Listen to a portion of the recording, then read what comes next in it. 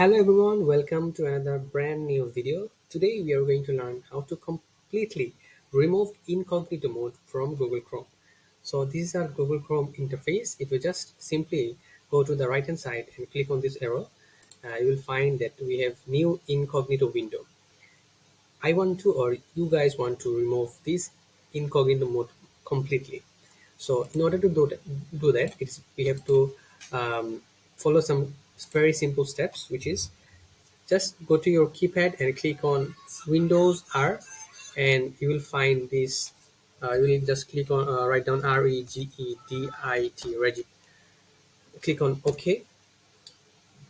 Then you will have this interface, which is do you want to allow this app? Yes. And we'll go to this here. This is the registry editor. From the registry editor, you have to go to H key local machine. Click on this arrow here. Then it will open up a very long rows of apps. Then go to policies. Here you can find policies right next to partner. Click on policies. Click on policies. Now you need to add Google here. So how can we add Google here?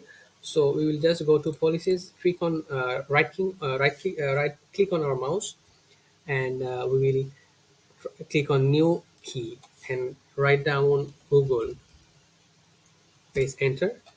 Again, by clicking on Google, right click on our mouse, go to new, again click on key. We'll write down Chrome, Chrome, Chrome, right, and click on enter. Now here we have to come to this white space, click on new, click on key. Sorry, not key, just go to key. We have to find, first of all, delete this one. Sorry for my mistake. Just click on the white surface here, click on DWORD 32-bit value. Okay, now a row will created. Now write down incognito mode availability.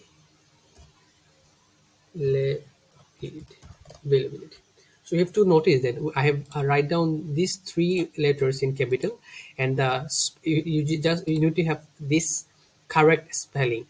Then I will click on enter.